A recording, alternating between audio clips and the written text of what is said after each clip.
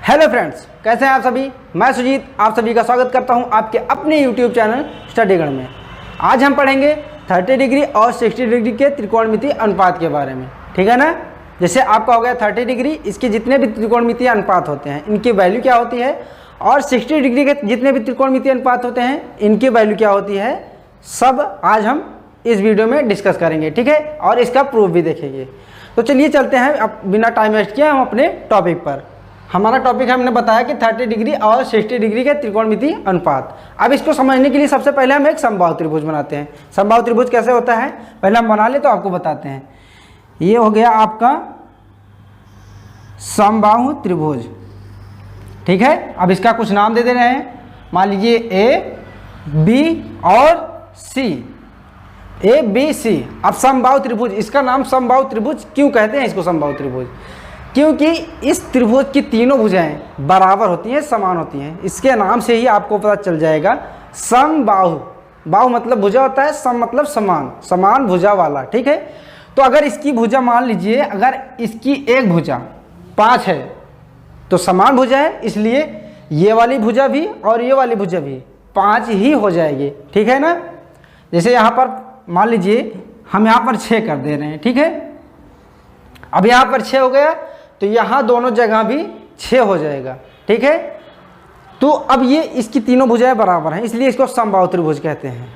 अगर इसकी तीनों भुजाएं बराबर हैं तो इसका जो एंगल होगा, इसके अंदर वाला कोण वो भी समान होगा, ठीक है ना। और इसके समबाहु त्रिभुज का एक कोण कितनी डिग्री का होता है, वो होता है 60 डिग्री, ठीक है। और हमने बताया कि कोण समान होते हैं, इसलिए यहाँ भी 60 डिग्री हो जाएगा और यहाँ भी 60 डिग्री हो जाएगा, ठीक है।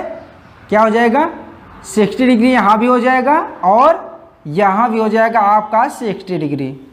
इतनी बात समझ में आ गई। तो ये हो गया आपका समबाहु त्रिभुज। समबाहु त्रिभुज इसीलिए लिया है जिससे कि यहाँ पर 60 डिग्री हमारा आ जाए। अब 60 डिग्री क्यों हमने कहा, क्योंकि हमें देखिए 60 डिग्री के त्रिकोणमितीय अनुपात और 30 डिग्री के भी लिए ज्ञात करना है, ठीक है। तो 60 डिग्री हमारा यहाँ से ज्ञात हो जाएगा। कैसे ज्ञात होगा हम उसको आगे आपको बताएंगे। अब हम बात करते हैं 30 डिग्री। इसमें 30 डिग्री कैसे फाइंड करेंगे, तो यहाँ पर हम 20 से इसको इसमें समबाहु त्रिभुज में लंब डाल देते हैं। जैसे लंब ये देखिए आपका क्या हो जाएगा, यहाँ से हमने लंब डाल दिया BC पर, ठीक है। तो ये आपका जो 60 डिग्री यहाँ पर दिख रहा है, ये अब क्या हो जाएगा, आपका इधर एक एंगल हो जाएगा और इधर एंगल हो जाएगा, ठीक है। 60 डिग्री था इसलिए हमने मतलब अगर इस पर लंब डाला है तो दोनों एंगल अब कितने हो जाएंगे, ये एक हो जाएगा 30 डिग्री और ये हो जाएगा 30 डिग्री, ठीक है। अब हमें मिल गया 30 डिग्री और 60 डिग्री दोनों मिल गया, ठीक है। और इसका कुछ नाम दे रहे हैं यहाँ पर, कितना हो जाएगा D। अब यहाँ पर देखिए BC जो था, मान लीजिए BC की लंबाई कुछ थी तो BD उसका आधा हो जाएगा, ठीक है। या फिर ऐसा भी कह सकते हैं कि अगर BD की लंबाई कुछ है तो BC उसका 2 गुना हो जाएगा। इतनी बात समझ में आ गई। तो अब हमें सिर्फ एक त्रिभुज में देखना है। अब यहाँ पर देखिए आपका एक समकोण त्रिभुज भी बन रहा है, इधर भी बन रहा है इधर भी बन रहा है।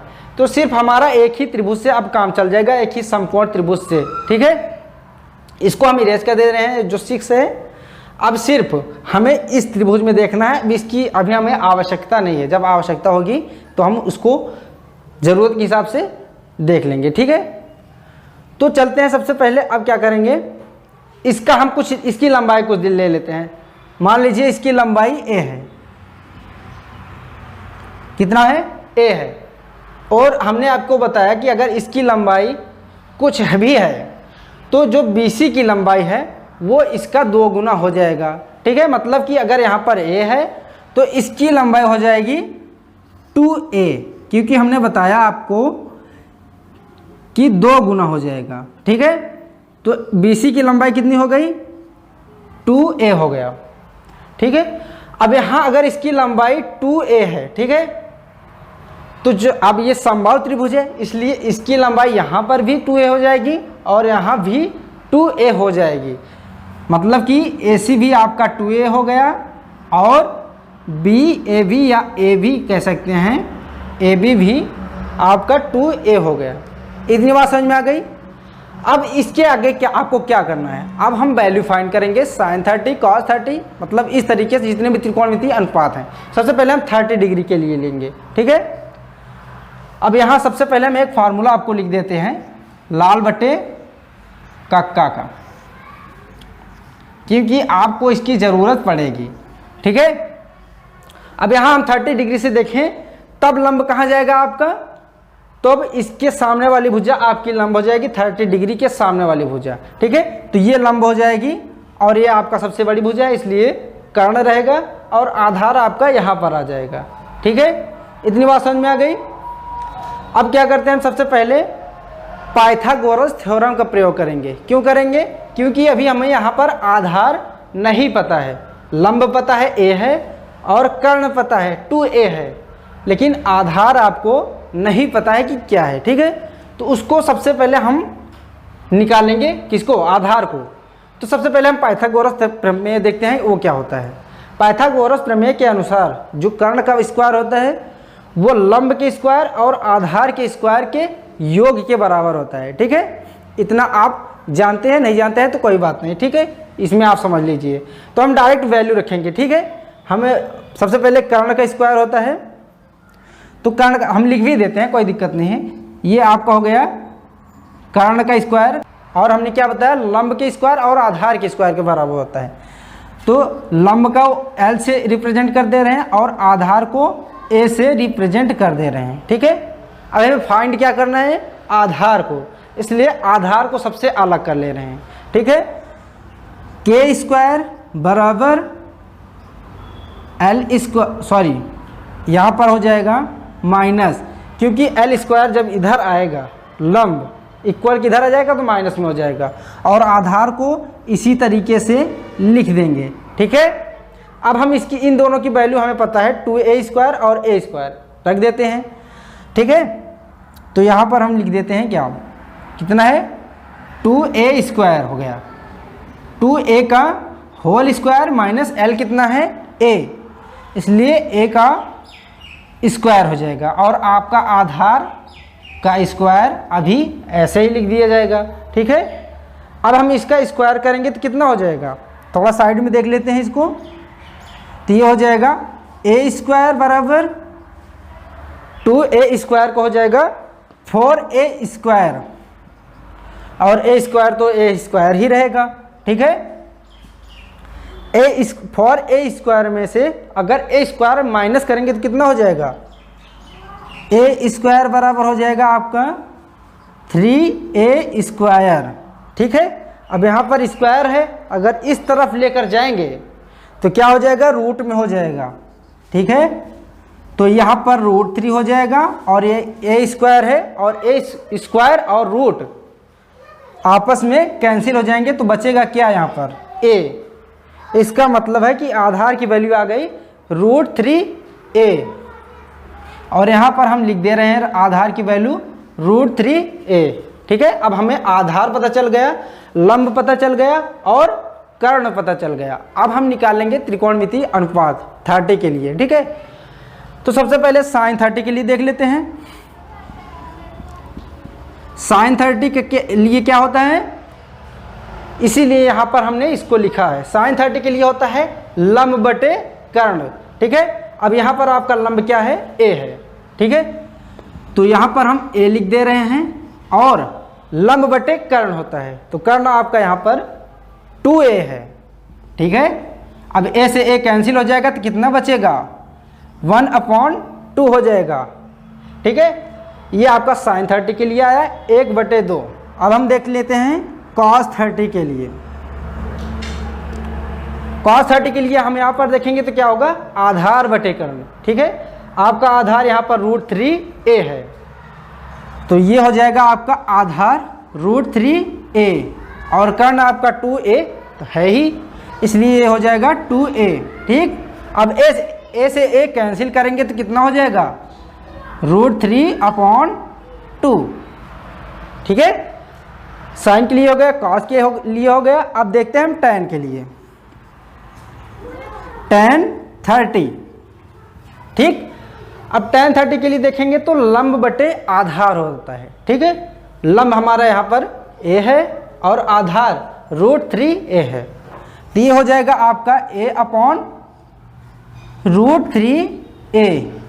ए से ए कैंसिल करेंगे तो हमारा आ जाएगा 1/√3। ठीक है, साइन के लिए हो गया, कॉस के लिए हो गया, टैन के लिए हो गया। अब हम देखेंगे कॉसेक के लिए। ठीक है, तो कॉसेक 30, कॉसेक होता है आपका साइन 30 का अपोजिट, मतलब साइन का अपोजिट होता है। ठीक है, इसका मतलब अगर कॉसेक 30 को लिखना चाहें तो ये जो आपका 1/2 है तो इसका अपोजिट क्या हो जाएगा 2। कॉसेक 30 के लिए हम क्या लिख सकते हैं, यहाँ पर 2 लिख सकते हैं। अगर आपको यहाँ से दिक्कत होती है, अगर आपको यहाँ से दिक्कत होती है तो आप यहाँ से भी कर सकते हैं, त्रिभुज से भी। ठीक है, तो कोई दिक्कत नहीं होगा यहाँ से। अब हम देखते हैं सेक 30 के लिए क्या होगा। सेक 30 आप जानते हैं कि सेक होता है कॉस का अपोजिट। ठीक है, तो यहाँ पर √3/2 है तो यहाँ लिख सकते हैं 2√3, मतलब 2/√3 इसको लिख सकते हैं। ठीक है, इतनी बात समझ में आ गई। अब आता है आपका टैन, टैन नहीं कॉट आएगा, क्योंकि टैन अपोजिट होता है कॉट का, इसलिए हो जाएगा इसका, अगर 1/√3 है टैन का तो कॉट का हो जाएगा √3। क्यों? क्योंकि अभी हमने आपको बताया कि टैन अपोजिट होता है कॉट का या कॉट अपोजिट होता है टैन का। ठीक है, इसलिए कॉट 30 के लिए हम लिख सकते हैं क्या, 1/√3 है तो क्या लिखेंगे √3। ये तो हो गया इनके अपोजिट से हमने किया कॉसेक, सेक और कॉट को। ठीक है, अगर आपको इच्छा है आपकी कि यहाँ से भी हम करके देख लें तो कोई दिक्कत नहीं, अगर आप यहाँ से करेंगे तब भी यहाँ से यही वैल्यू आएगी। ठीक है ना। तो दोस्तों हमने बात कर लिया 30 डिग्री के त्रिकोणमितीय अनुपात के बारे में। अब हम बात करेंगे 60 डिग्री के लिए। ठीक है, तो 60 डिग्री अगर आपका यहाँ पर है तो अब इसके सामने वाली जो भुजा होगी ये है सामने इसकी, तो ये लंब हो जाएगी। ठीक है, और ये आपका आधार हो जाएगा। कर्ण तो वही रहेगा क्योंकि ये सबसे बड़ी भुजा है। ठीक है ना, तो आपका ये सिर्फ इतना चेंज हुआ है कि ये जो आधार था ये लंब हो जाएगा और ये जो लंब था आधार हो जाएगा। ठीक है, तो अब हम सबसे पहले साइन 60 के लिए देखते हैं क्या होगा। तो यहाँ पर हो गया कितना, साइन 60। साइन 60 के लिए लंब बटे कर्ण, लंब कितना है आपका, तो अब ये आपका लंब नहीं रहेगा, अब लंब यहाँ हो जाएगा क्योंकि अब इसके सामने वाली भुजा हम देखेंगे। ठीक है, तो आपका लंब यहाँ पर है √3 और ये हो जाएगा आपका a, √3a है। अब लंब बटे कर्ण कह रहा है तो कर्ण आपका क्या हो जाएगा 2a। ठीक है, अब a से a यहाँ पर कैंसिल करेंगे तो कितना हो जाएगा √3/2। इतनी बात समझ में आ गई। तो ये हो गया आपका साइन 60 के लिए √3/2। अब देखते हैं हम cos 60 के लिए। ठीक है, तो cos 60 के लिए क्या होगा आपका, तो इसमें फार्मूले में देखेंगे तो आधार बटे कर्ण होता है। ठीक है, अब आधार आपका यहाँ पर आ गया और आधार ये a है और कर्ण कितना है 2a है, तो ये हो जाएगा आपका a बटे में 2a। a से a कैंसिल होगा तो कितना हो जाएगा 1/2। ठीक है, तो ये साइन के लिए हो गया, कॉस के लिए हो गया। अब देखते हैं टैन के लिए। टैन 60 आपका टैन 60 का होता है लंब बटे आधार, तो लंब आपका √3a है और आधार है a। ठीक है, तो √3a हो जाएगा और बटे में a हो जाएगा क्योंकि आपका आधार a है। ठीक है, अब a से a कैंसिल होगा तो कितना हो जाएगा √3, क्योंकि यहाँ पर 1 हो जाएगा जब कैंसिल होगा a से a, और 1 को लिखा नहीं जाता। ठीक है, यहाँ आप लिख भी सकते हैं कोई दिक्कत नहीं है, लेकिन नहीं लिखेंगे तो कोई दिक्कत नहीं है। ठीक है, तो ये आपका साइन कॉस टैन हो गया। अब देखते हैं हम कॉसेक के लिए। ये हो गया आपका कॉसेक 60। कॉसेक किसका अपोजिट होता है, साइन का, तो साइन के लिए आपका √3/2 आया है, तो इसके लिए हो जाएगा आपका 2/√3। ठीक है, वह इस तरीके से आपका ये जो सेक 60 है वो कितने हो जाएगा 1/2 है तो 2 हो जाएगा। क्यों हो जाएगा, क्योंकि कॉस का अपोजिट है सेक, इसलिए अगर यहाँ पर 1/2 है तो यहाँ पर सेक के लिए हो जाएगा 2। ठीक है, अब बचा आपका लास्ट में है कॉट 60। कॉट 60 किसका अपोजिट होता है? tan 60 का। ठीक है, अब tan 60 के लिए आपका √3 है तो यहाँ हो जाएगा 1/√3। क्यों?